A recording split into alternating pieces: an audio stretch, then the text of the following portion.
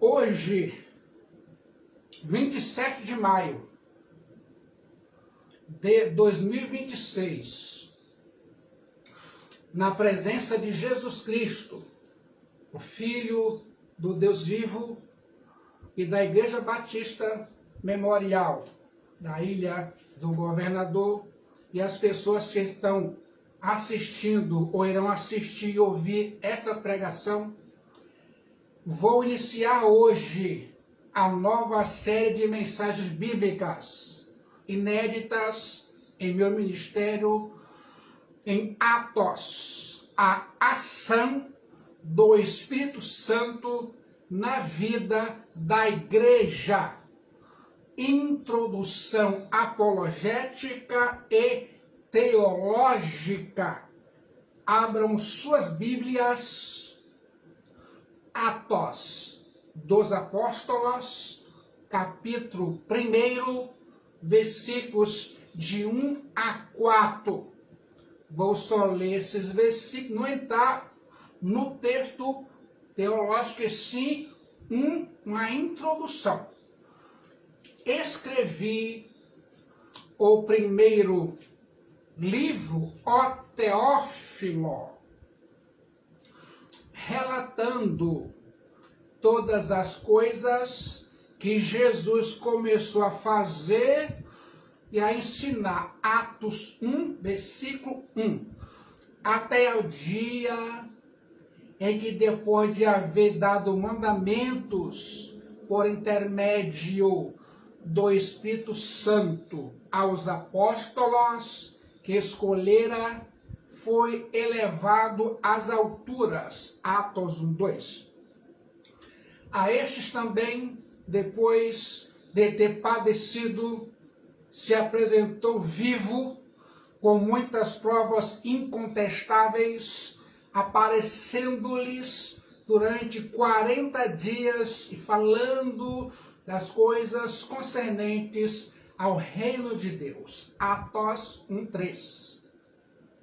E comendo com eles, determinou-lhes que não se ausentassem de Jerusalém, mas que esperassem a promessa epagélia do Pai Pater, a qual disse ele: de mim ouvistes. Atos, capítulo 1, versículo 4. Prestem bastante atenção na introdução apologética e teológica.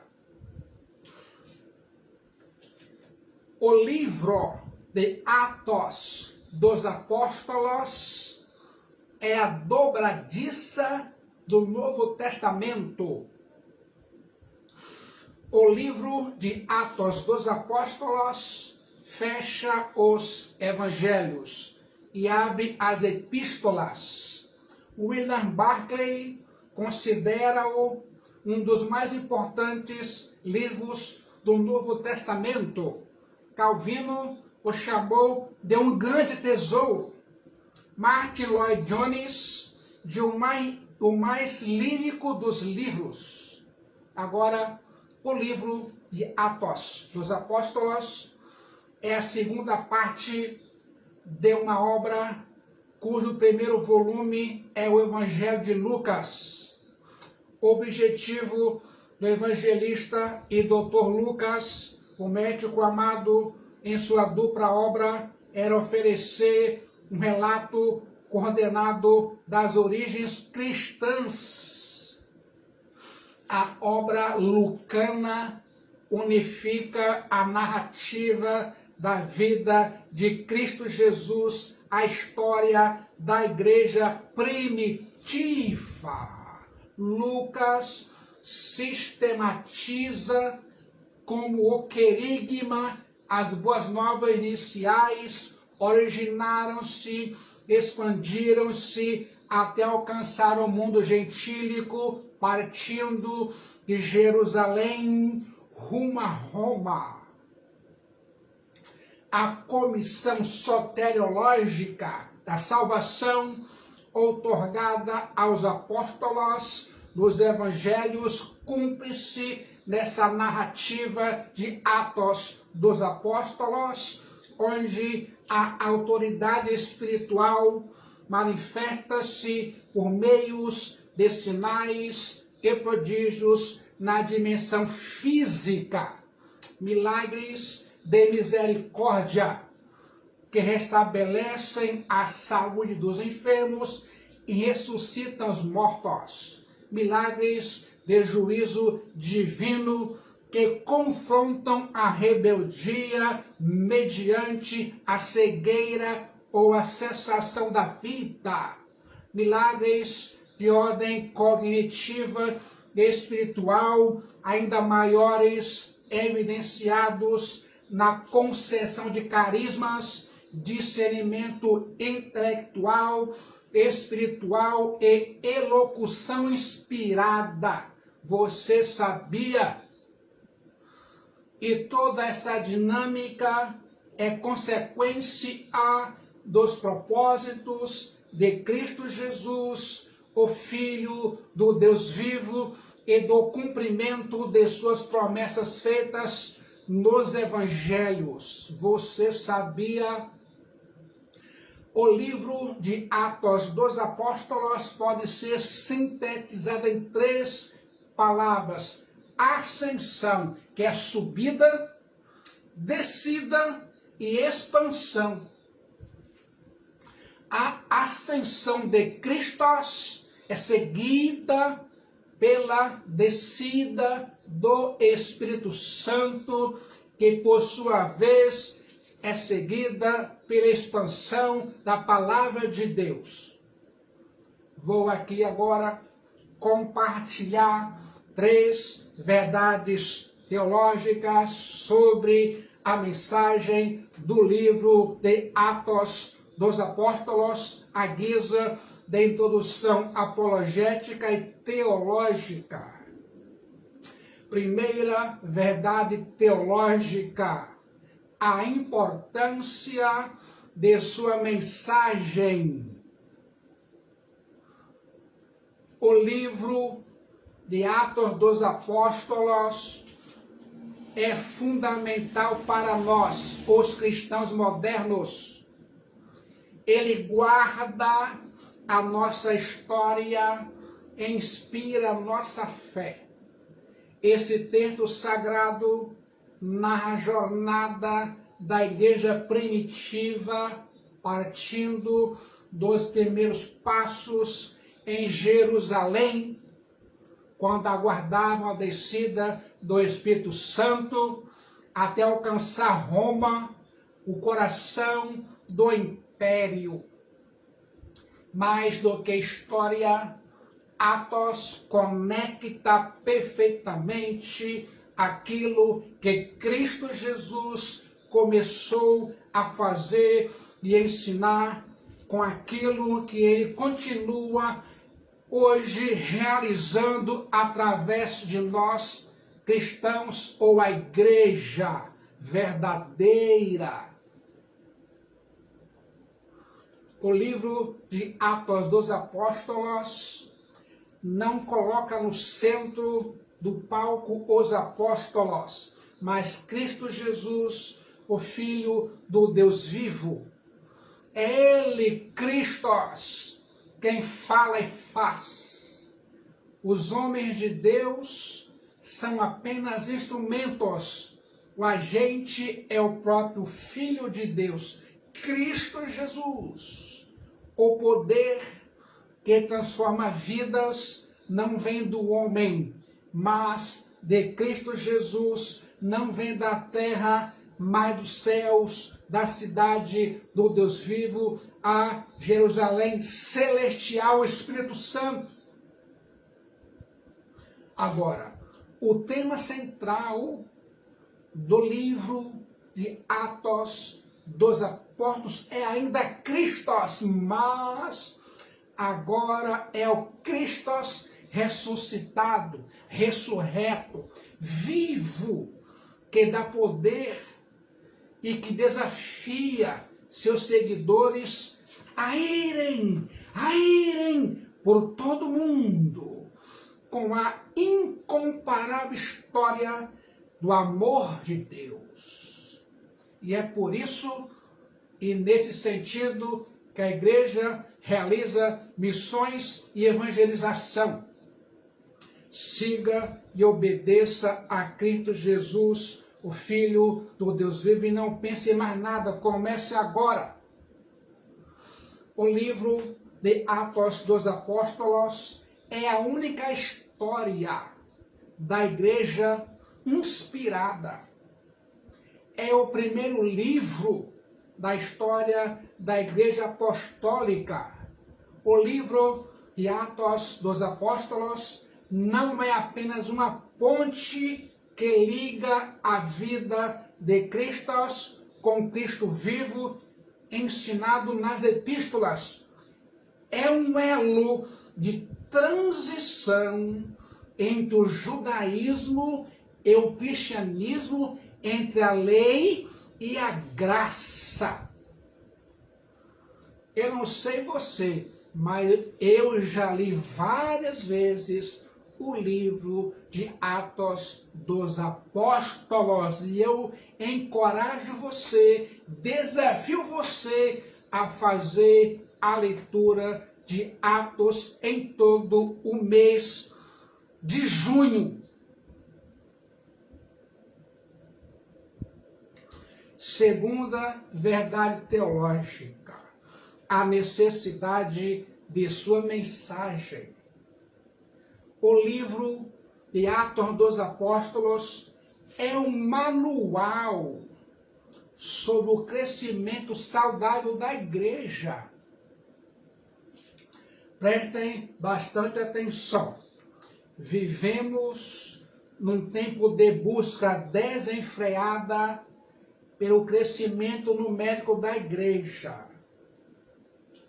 Muitos pastores buscam as fórmulas do pragmatismo em vez de recorrer aos princípios emanados do livro de Atos dos Apóstolos. Muitos pastores ou líderes caem nas armadilhas da numerolatria, idolatria de números e transigem com a verdade para alcançar resultados. Muitos financeiros, muitos pregam o que o crente moderno quer ouvir, ao invés de pregar o que precisa ouvir. Pregam para agradar aos incrédulos, em vez de levá-los ao arrependimento. Pregam prosperidade financeira, material, em vez da graça de Deus, da condenação e do inferno. Por outro lado, o livro de Atos dos Apóstolos nos previne contra a numerofobia, medo dos números. Uma igreja saudável cresce naturalmente. No momento que a comunidade vive a doutrina apostólica, Deus acrescenta a ela diariamente os que vão sendo salvos. Esta narrativa bíblica é o mais importante manual de crescimento da igreja. Prestem bastante atenção.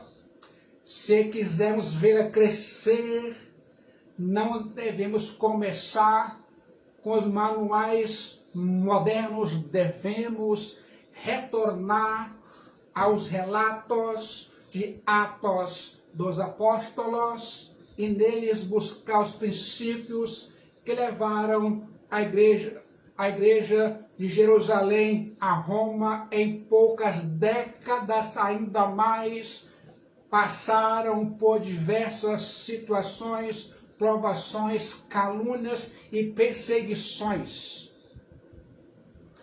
O livro de Atos dos Apóstolos trata de importantes questões para a igreja contemporânea, como, anote aí, o batismo do Espírito Santo, o ato da conversão a Jesus, que é o selo, os dons espirituais, sinais e milagres, a comunhão econômica da primeira comunidade cristã em Jerusalém, a disciplina na igreja, a diversidade de ministérios, a conversão cristã, o preconceito racial, os princípios missionários, o preço da unidade eclesiástica cristã, as motivações e os métodos na evangelização, o chamado para sofrer por Cristo Jesus, e ainda mais a relação entre a igreja,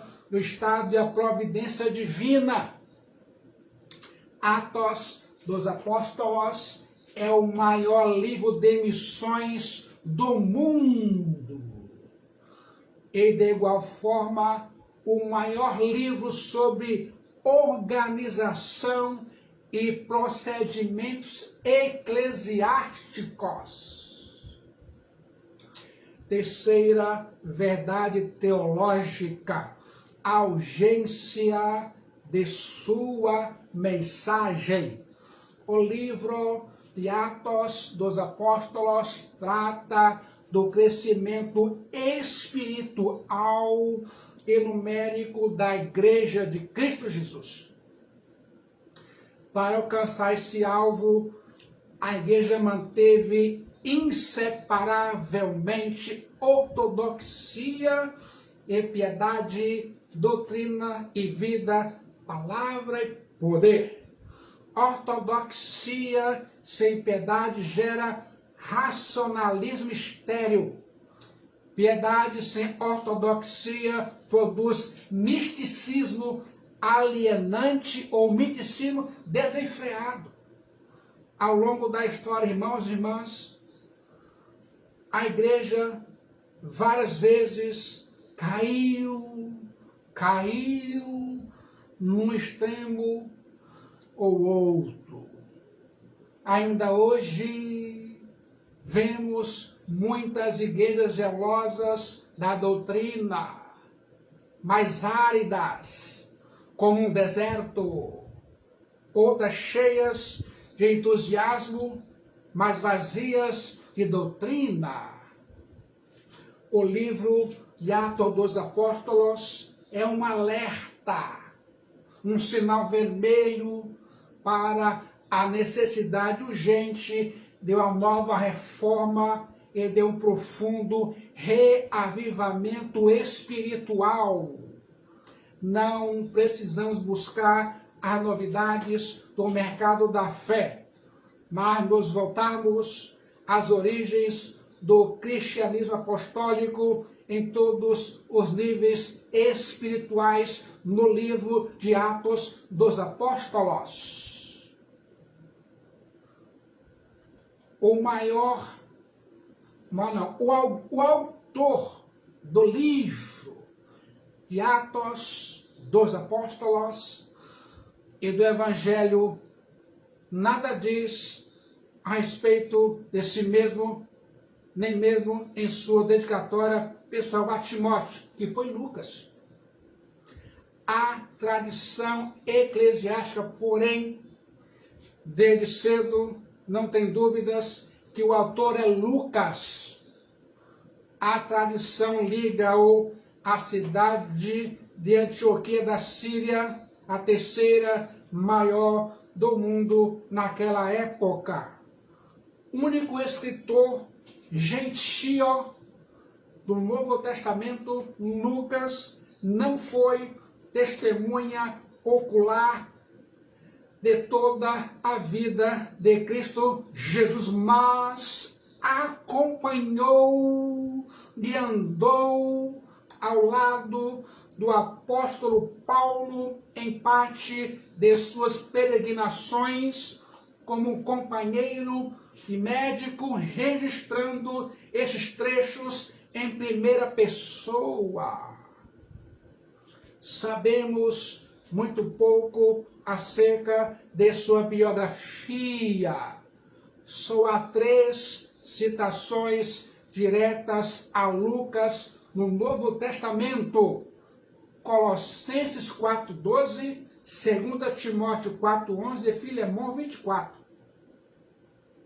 Essas referências nos permitem afirmar que Lucas era médico e cooperador do apóstolo Paulo, aliás, um de seus amigos mais fiéis, pois permaneceu com ele até sua prisão final em Roma. Seu rigor técnico na escrita faz com que hoje ele seja amplamente admirado como historiador. Você sabia? Lucas esboça 5 estágios na composição do seu livro Lucas Atos. Primeiro, os eventos históricos. Segundo, as testemunhas oculares contemporâneas. Preste bastante atenção. Terceiro, a investigação pessoal de Lucas. E quarto, a escrita. 5, a audiência a que um texto se destina, incluindo Teófilos. Agora, o destinatário de Atos dos Apóstolos. Tanto o Evangelho de Lucas como Atos dos Apóstolos, isto é, o primeiro e o segundo volume da obra lucana, foram endereçados à mesma pessoa. Lucas, Atos, mesma pessoa, Teófilo. Possivelmente ele, Teófilo, era um homem rico, membro da nobreza, ocupante de um alto posto no governo romano. Tudo indica que Teófilo era alguém piedoso, visto que seu nome significa aquele que ama a Deus ou amigo de Deus. Reflita sobre isso aqui e agora. Quer saber agora quais foram os propósitos de Lucas ao remeter essa obra acerca do ministério de Cristo e da ação da igreja para o nobre romano Teófilo?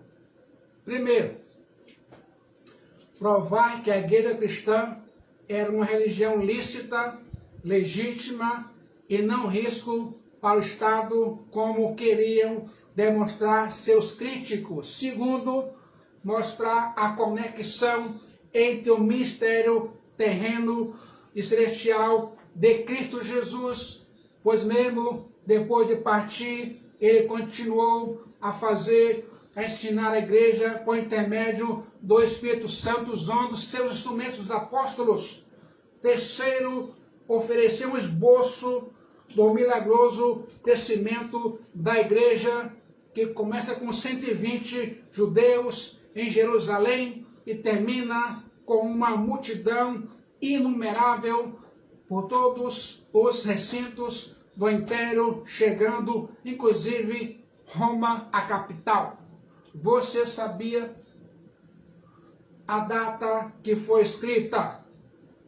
Entre 62 a 70 depois de Cristo. Agora preste bastante atenção.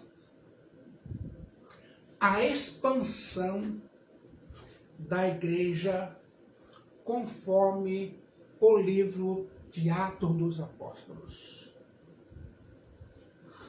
Antes de voltar a Deus Pai, Cristo Jesus deu à igreja a agenda de sua ação no mundo. Atos dos Apóstolos, capítulo 1, versículo 8, é o programa que os apóstolos deveriam seguir. Mas recebereis poder dinamis ao descer sobre vós o Espírito Santo, e sereis minhas testemunhas, tanto em Jerusalém, como em toda a Judéia e Samaria, e até aos confins da terra. Uma pessoa cheia do Espírito Santo não é aquela pessoa que fala línguas, é aquela pessoa que evangeliza, fala e fala de Jesus Cristo. Atos dos Apóstolos é definitivamente um documento missionário. Uma grande comissão de Atos 1:8, como chave para a sua estrutura. O médico e evangelista Lucas compreendera que o evangelho não acabou com a despedida de Cristo, mas continua vivo. Seu propósito vai para o curso do mundo, saindo de Jerusalém, indo para Samaria, Antioquia, Ásia Menor, Macedônia e Grécia, até a capital do mundo, Roma. A estrutura do livro de Atos dos Apóstolos corresponde a esse percurso. Preste atenção. Atos dos Apóstolos demonstra como o Evangelho tinha em mira os gentios e não apenas os judeus. O livro de Atos pode ser dividido em 3 partes distintas. Em primeiro lugar, a expansão da igreja em Jerusalém, capítulos 1 a 7, é a expansão da igreja em Jerusalém. Depois da ascensão de Cristo Jesus, a igreja era composta por 120 membros que, em obediência à ordem de Cristo Jesus, perseveraram na oração, até que do alto foram revestidos de poder. Uma igreja saudável, ela persevera na oração. Vamos orar, continuar orando. 50 dias depois, ou após a ressurreição de Cristo, e 10 dias após a ascensão, o Espírito Santo foi derramado sobre aqueles que estavam orando no cenáculo. Nesse mesmo dia, Pedro pregou uma mensagem cristocêntrica e cerca de 3.000 pessoas foram convertidas, batizadas e agregadas à igreja. Cristo fez grandes milagres por intermédio dos apóstolos e, em resultado da pregação poderosa, o número dos convertidos multiplicou-se em Jerusalém. A perseguição tornou-se ferrenha. E o diabo tentou impedir o avanço da igreja por meio da intimidação, infiltração e distração. A igreja, porém, encheu Jerusalém da doutrina de Cristo. Olha, preste atenção. Quando o diabo mira em uma igreja, e aqui ele está mirando, ele faz através de outros crentes para intimidar o pastor, infiltrar-se na igreja, nunca foram crentes, e trazer distrações para não pregar tem que ser pregado. Aí saem da igreja, mancham a igreja. Mas tudo foi obra do diabo nesses crentes. Segundo lugar, a expansão da igreja na Judéia e em Samaria. Atos capítulos 8 a 12. A igreja foi perseguida. Atos 8 a 12. E dispersada. E por onde passavam, os crentes pregavam a palavra de Deus, o Evangelho. O Evangelho de Jesus chegou a Samaria por intermédio do diácono Filipe, que pregou, e a cidade alegrou-se ao ver e ouvir o que Deus falava e fazia ali. O muro de inimizade foi quebrado. O preconceito racial foi vencido. O Evangelho penetrou naquela terra outrora dominada pelo misticismo, pelo diabo, pela conversão de Saulo. O Evangelho chegou a Damasco, na Síria, por intermédio de Pedro. Chegou o Evangelho a Cesareia Marítima e alcançou o gentil Cornélio. A palavra de Deus floresceu em Antioquia da Síria, ultrapassando a fronteira de Israel. Atos 8 a 12. Terceiro lugar, a expansão da igreja chegou até os confins da terra. Atos 13 a 28.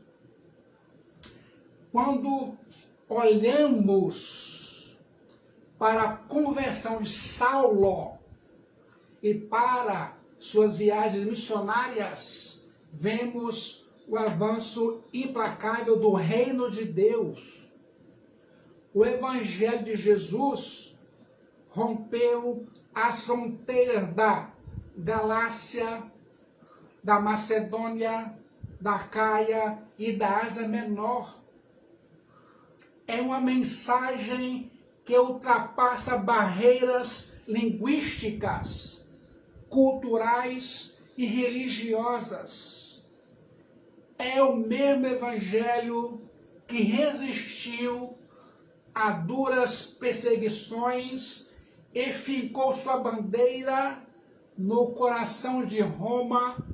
O centro do império continua vivo e marchando na cadência até o dia de hoje, o Evangelho de Jesus Cristo.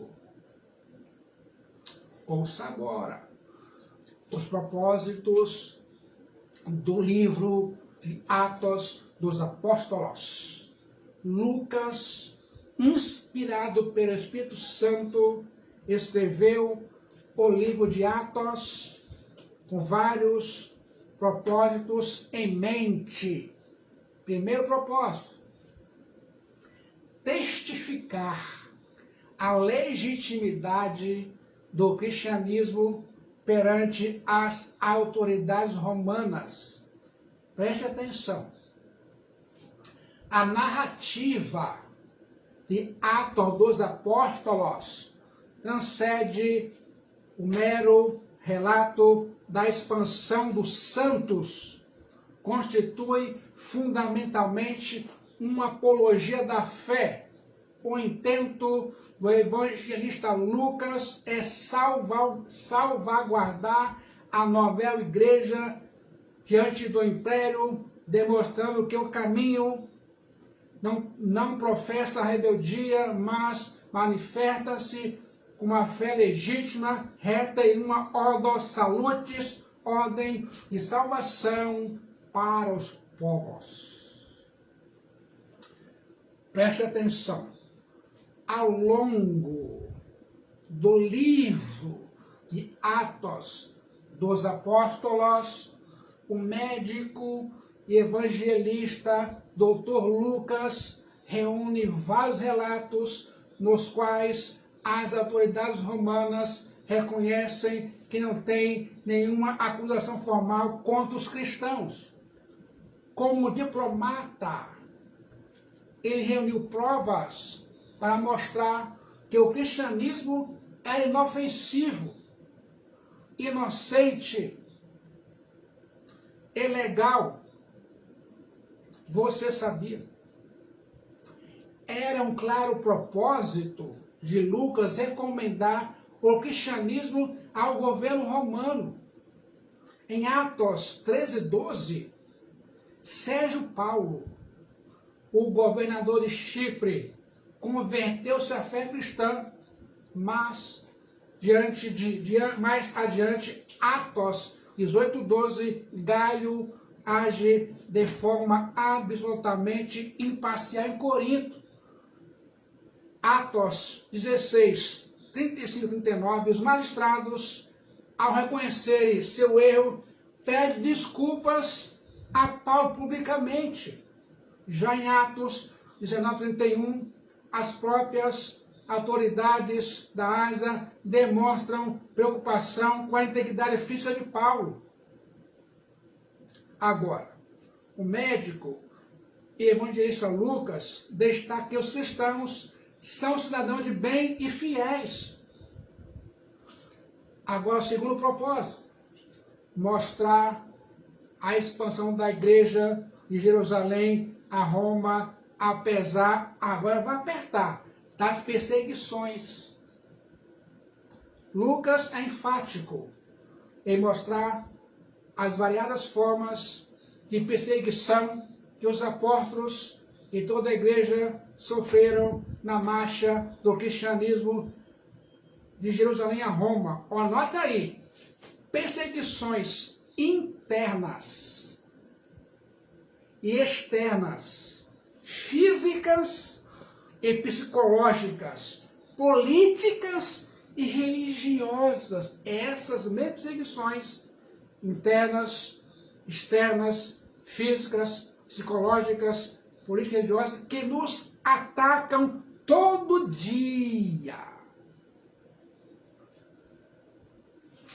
Conforme relata o texto bíblico sobre a ação do apóstolo Paulo, e ele agia. Atos 14, 22. Atos 14, 22. Fortalecendo a alma dos discípulos, exortando-os a permanecer firmes na fé e mostrando que, através de muitas tribulações, nos importa entrar no reino de Deus. Olha, irmão, muitos crentes modernos não suportam permanecerem firmes na fé e nas tribulações. Qualquer coisinha já sai da igreja. Não quero saber de igreja. Cai fora. Como é que uma pessoa vai entrar no reino de Deus? Nesse sentido.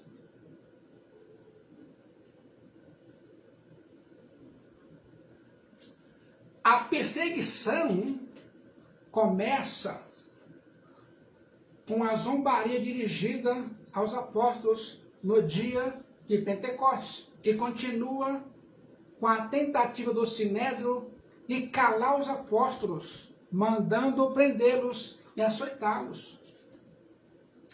A perseguição chega rapidamente ao auge na morte de Estevão, diácono, passando ainda pela morte de Tiago. Paulo foi apedrejado em Listra, açoitado em Filipos, escorraçado de Tessalônica, enxotado de Bereia, chamado de tagarela em Atenas e de impostor em Corinto. Em Éfeso, enfrentou feras. Foi preso em Jerusalém, acusado em Cesareia e preso de novo em Roma. Longe, porém, de recuar diante das perseguições, a igreja caminhou com ainda mais ousadia e desassombro para obter resultados alviçarreiros. Siga a Cristo Jesus e não pense mais nada. Você vai passar por perseguições religiosas, físicas, mentais, emocionais, interna e externa. Nossos irmãos primeiros passaram, nós vamos passar. Agora, meus irmãos e minhas irmãs, qual é o terceiro propósito que encontramos aqui? É contemplar o espantoso crescimento da igreja a despeito de todas as limitações humanas. Olhem para a igreja apostólica. Estava desprovida de recursos financeiros. Não tinham prédios pomposos. Não tinham prata, não tinham ouro. E tem mais, eram homens iletrados, homens simples. Eles não tinham nenhuma influência política. E a maior parte dos membros era de escravos. Você sabia? Mas escute bem, apesar de todas as limitações humanas, aquela igreja encheu o Império Romano com a doutrina de Cristo Jesus. Eles fincaram a bandeira do Evangelho bem no centro da capital, Roma. Sabe por que a mensagem do livro de Atos dos Apóstolos é vital para a igreja contemporânea? Porque nos mostra hoje o caminho de Cristo para crescimento. Cristo não depende de recursos. Ele se move a despeito de todas nossas limitações. A igreja cresce pela oração, e pela palavra de Deus, e na virtude do Espírito Santo. Por intermédio de cristãos fiéis e ousados. Se você é um homem ou uma mulher cheio do Espírito Santo, essa igreja vai crescer com outras vidas. Mas se você não está cheio, tem que se encher. Pregue e busque vidas para essa igreja, para Jesus nesse ministério. Isso é ser cheio do Espírito Santo. Mas hoje, o que vemos é, não gostei, vai botar a igreja. A igreja lá tem muitos membros, vai para lá. E aqui fica um pingado de gente. Tá certo isso? Vou para lá tem muita gente lá. Eu não faço nada. Vou mais um no banco. E não pregam, não evangelizam, não ajudam, só atrapalham. É mais um na multidão. Que raio de crente é esse? Eu quero saber. Preste atenção. Quer saber como orar por crentes modernos, conforme a igreja primitiva? Anote aí. O foco da oração pela igreja deve ser crescimento espiritual e perseverança. Primeiro, unidade. Segundo, santidade. Terceiro, conhecimento. Quarto, fortalecimento. E cinco, serviço. E Senhor, abençoa a irmã. Será firme na igreja. Ter santidade, Senhor. Conhecimento, Senhor. Fortalecimento, Senhor. e vem lá para Jesus. Mas oramos assim? Não. O outro crente, não. Quer saber como orar por não convertido? Primeiro, por arrependimento. Segundo, por revelação. Terceiro, por coração propício para o Espírito Santo convencer do pecado. E sim por oportunidades. Vemos isso? Não. Ouça com atenção. Você já parou para pensar na diferença brutal que existe entre o homem que é convertido a Jesus e o homem que está anestesiado? Se você olhar para ambos, deitados em uma cama de hospital, os dois parecem calmos. Não há gritos, não há desespero, não há agitação, mas a realidade invisível é um abismo entre eles. O homem convertido a Jesus está restaurado espiritualmente. Seu corpo descansa, porque a guerra acabou e não há mais perigo nenhum. Foi para o céu. O homem anestesiado, por não convertido a Jesus, no entanto, está com a doença letal, devorando suas entranhas em silêncio. Ele apenas não sente a dor porque os seus nervos foram anestesiados pelos médicos. Precisamos saber orar nesse sentido. Tem pessoas que foram para casa, deram glória a Deus, aleluia, não resolveram nada. Ainda está lá o pecado, a desgraça, a tragédia.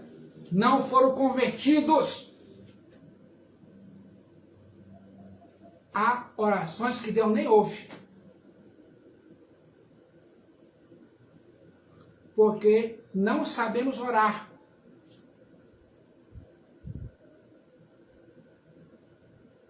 Preste atenção. Quarto propósito. Mostrar a oração e a palavra de Deus com os dois vetores do crescimento da igreja. Quando você sabe orar e pedir, tudo vai bem. Os apóstolos entenderam que não poderiam abandonar a oração e o ministério da palavra de Deus. A oração e a palavra de Deus foram os grandes vetores do crescimento da igreja.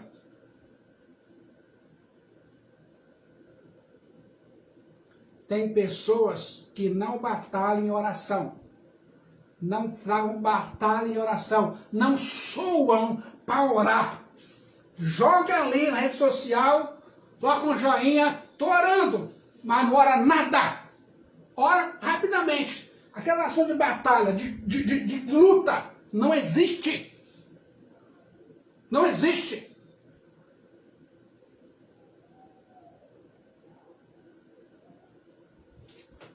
Quinto propósito. Mostrar a obra do Espírito Santo na expansão da igreja.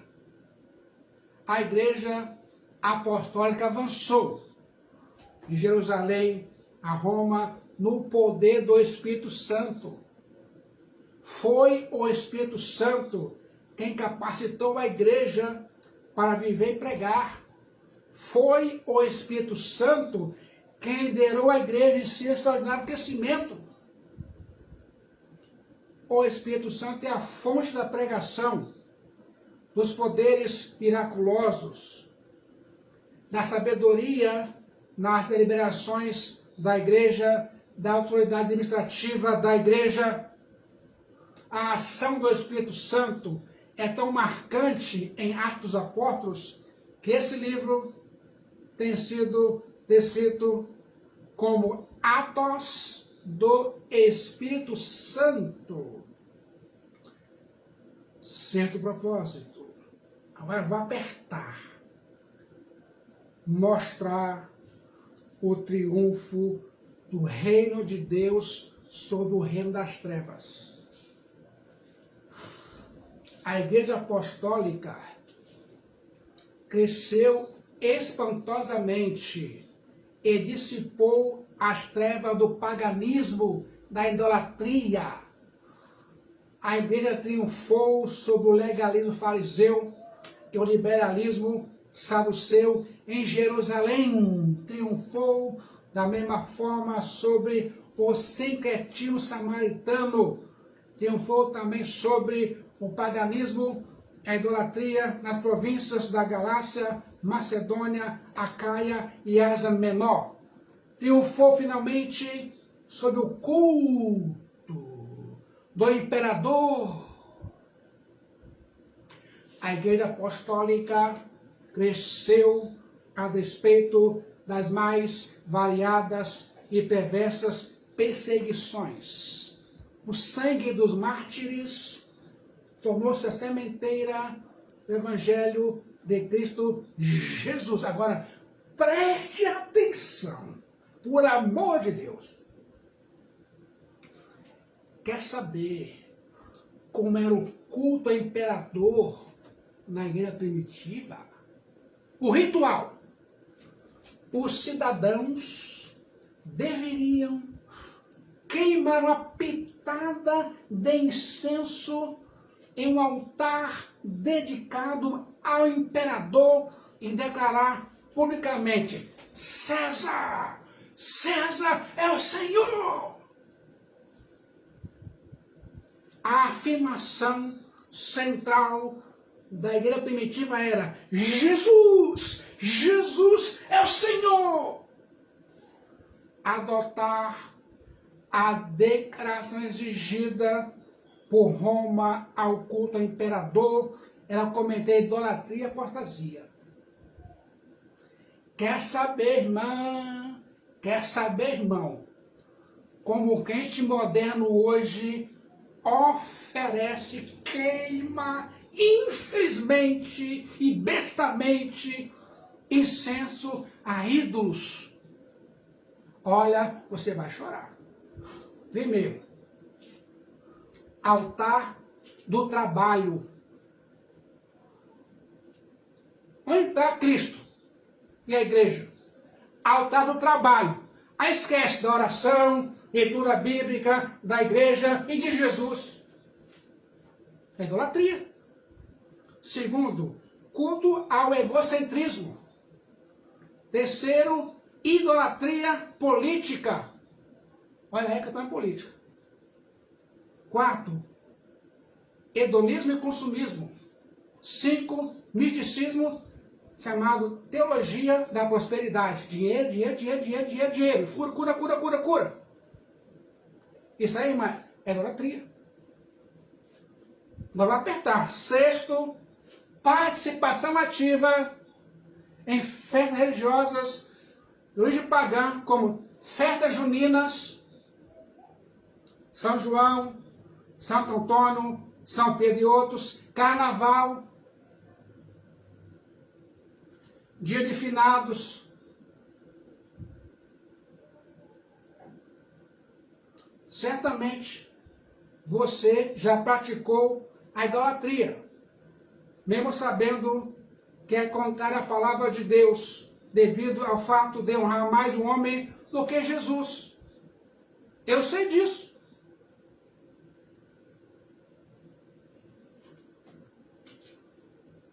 Preste atenção.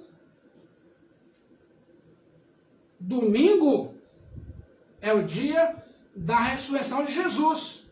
Ele está na igreja de Jesus. É um dia santo, separado. Por que ser idólatra? Servir outro Deus nesse dia. Nem fala de quarta-feira, fala de domingo.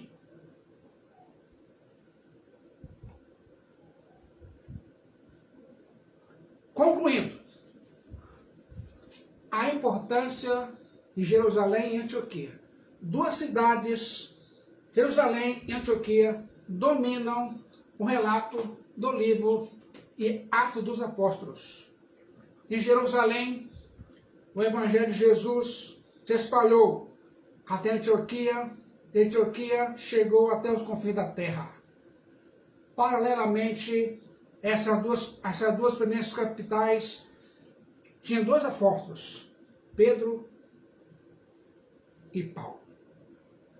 Agora ouça o caráter cristocêntrico do livro de Atos dos Apóstolos. O texto mostra a continuidade das obras, dos ensinos de Cristo por meio dos apóstolos no poder do Espírito Santo. Na verdade, o livro de Atos dos Apóstolos funciona como uma extensão do Evangelho de Lucas, registrando que o Filho de Deus continua a fazer ensinar após sua subida.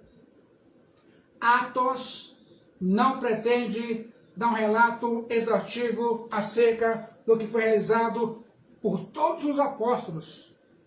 Além de Paulo, o livro dá destaque a apenas outros três: Tiago, João.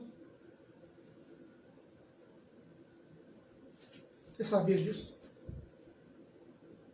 Meus irmãos, quando olhamos para a primeira metade do livro de Atos, o destaque parece ser Pedro. Ele prega, ele lidera, o relato é concreto, mas percebam, o foco do autor não está em Pedro. A Bíblia não nos conta o que ele fez depois do concílio de Jerusalém, nem sequer menciona a sua morte. Depois, o cenário muda. Entra em cena Paulo, e suas viagens e julgamentos preenchem toda a segunda parte do livro, mas o foco não é Paulo. O objetivo de Lucas não é ver uma biografia dos apóstolos, mas informar o avanço irresistível do Evangelho de Jesus Cristo, o Filho de Deus, por todo o mundo. Que Jesus Cristo nos abençoe nas pregações do livro de Atos dos Apóstolos, para a glória e louvor do nome dele em Cristo Jesus. Amém.